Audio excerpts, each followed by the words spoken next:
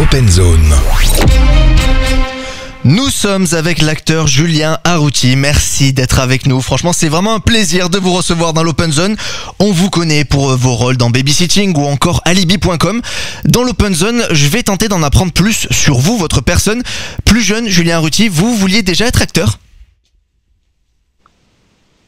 Alors, ça capte pas super bien, donc je sais pas si c'est à moi de parler. Oui, je vais répéter. Est-ce que vous vouliez être acteur quand vous étiez plus jeune ?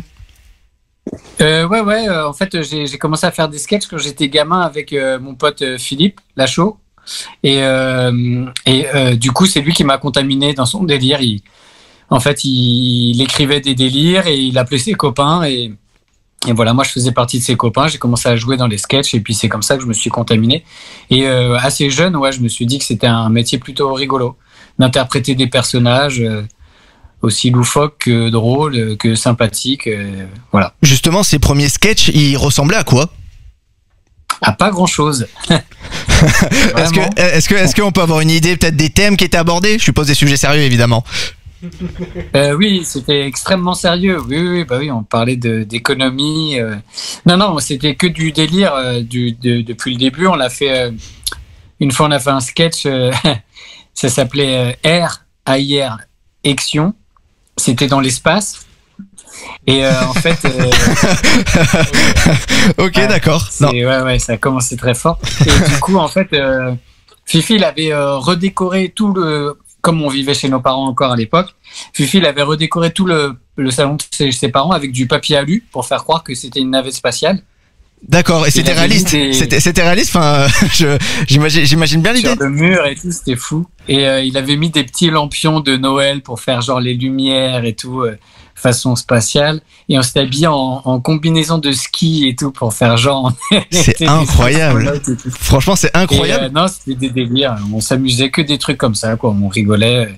Sans prise de tête, et on se prenait pas au sérieux, on faisait que s'amuser, quoi. Bah, mine de rien, ça a plutôt bien marché parce que après ça, vous allez jouer dans des sketchs sur Fun TV, alors une télé qui depuis, je pense, n'existe plus. En tout cas, j'ai cherché, mais je suis pas sûr que ça existe. Vous avez notamment parodié l'émission Popstar. Est-ce que vous vous souvenez de vos premiers passages en télé ? Ouais, bien sûr, ouais. On avait été embauchés chez Fun TV. Et en fait, c'était très cool. On faisait les parodies de Popstar. Alors, ça doit pas vous parler parce que vous êtes très jeune. Si, quand même. Popstar, si, quand même. On n'est pas si jeunes. Ah non, vous êtes un peu vieux alors. Pas si vieux. Et du coup, voilà, on faisait ça de manière hebdomadaire. On avait zéro budget, donc c'était vraiment à l'arrache, mais on s'amusait vraiment bien. On parodiait un personnage. Il y avait une des chanteuses à qui il manquait une dent, là, je sais pas si vous vous rappelez. Du coup, je mettais une perruque et je me brunissais la dent et on faisait que des trucs.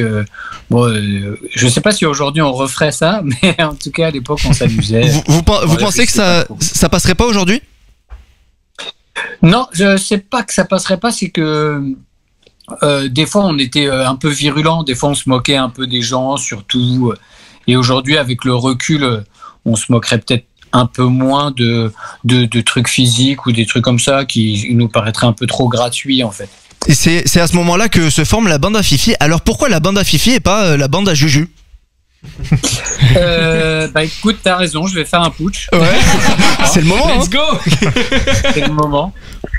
Non, du coup, il y a une raison ou pas forcément ? La bande à Fifi, parce que c'est Fifi qui a toujours l'idée le truc depuis qu'on est gamin.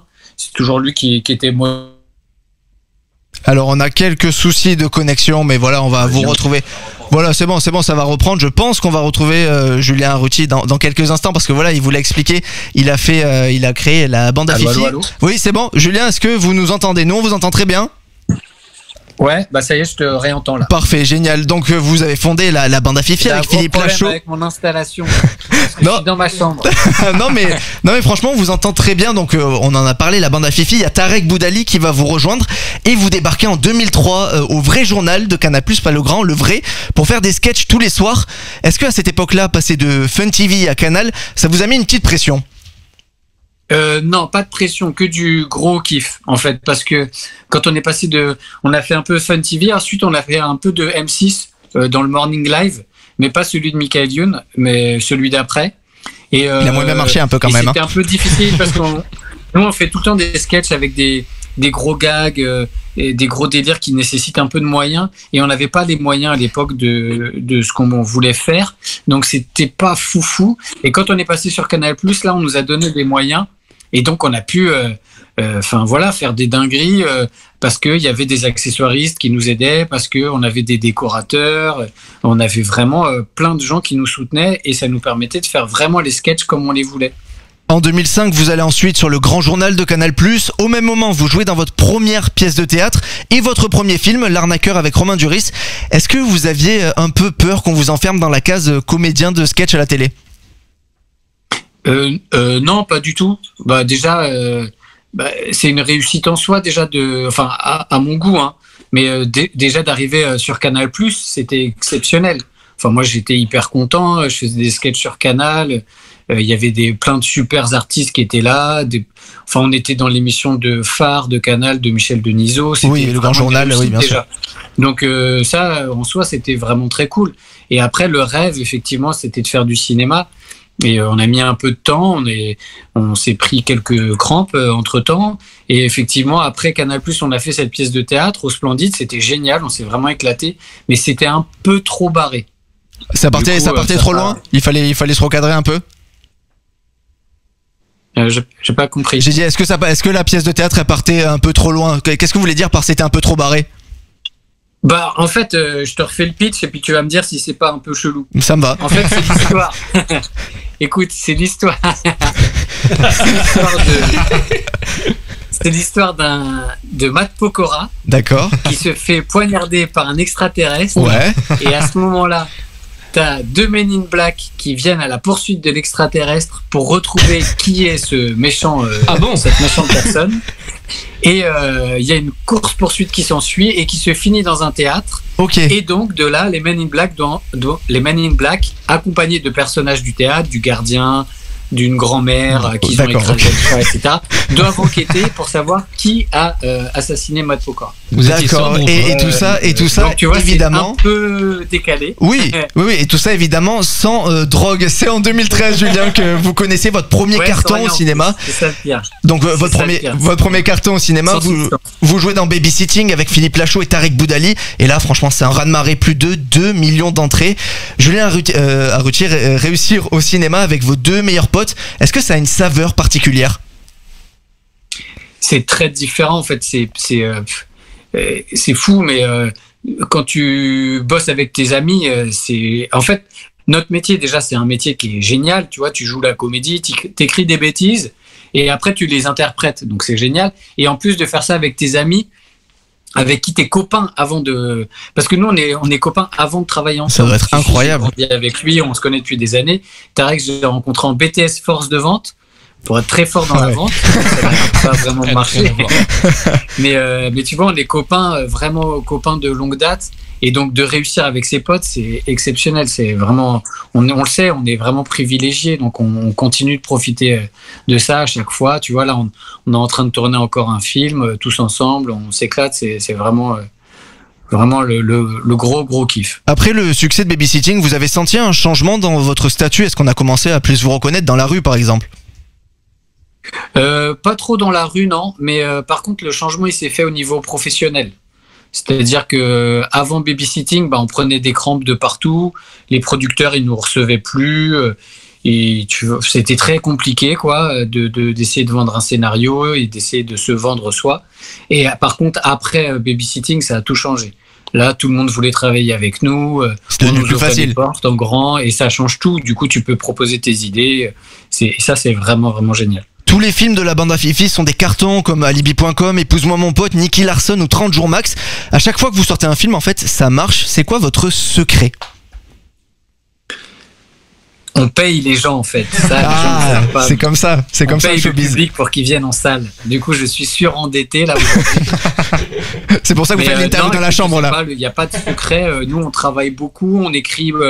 On prend notre temps pour écrire. On met au moins 1 an pour écrire chaque scénario. Et voilà, on est assez exigeant là-dessus. Et puis après, c'est vrai que Tarek, que ce soit Philippe ou Tarek qui réalise, ils se prennent aussi vraiment la tête sur les détails pour que la comédie fonctionne bien. Et j'ai le sentiment aujourd'hui que le public a envie de voir des films un peu exceptionnels ou avec des concepts et quelque chose de simple, clair. Et nous, on aime ce genre de choses. Et aussi, on aime que la comédie soit vraiment rythmée, qu'il y ait beaucoup de vannes dans les films et tout. Et pour le moment, réussi, en tout cas, ça plaît au public. J'espère que ça durera, en tout cas. Ça marche, hein. Et sur la majorité des films de la bande à Fifi, par contre, on voit soit un film de Philippe Lachaud ou un film de Tarek Boudali. Quand est-ce que les gens pourront voir un film de Julien Arruti? Eh ben, écoute, c'est très gentil, l'attention que tu m'apportes. Tu vois, si j'en fais un, moi, il y aura un spectateur. Ah, mais moi je serai là, mais moi je ramène toute ma famille. On sera 5 en tout dans la salle. Eh ben, super, ça fait déjà un ticket, c'est déjà 10 balles.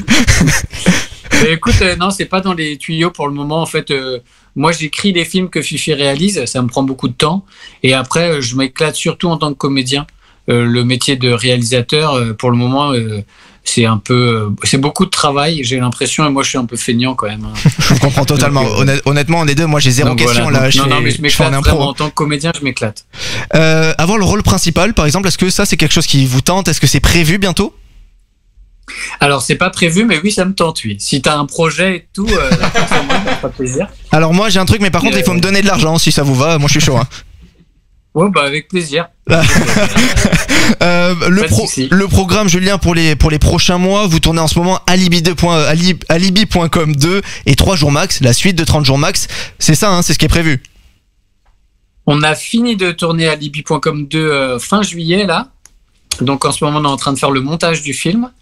Et par contre, on tourne 3 jours max en ce moment. On tourne jusqu'à la semaine prochaine en Île-de-France. Et on va partir à Dubaï et à Abu Dhabi à la fin du mois d'octobre. Je suis trop content. C'est une excuse pour aller voir la Coupe du Monde en vrai, c'est ça la vérité. C'est que pour le kiff.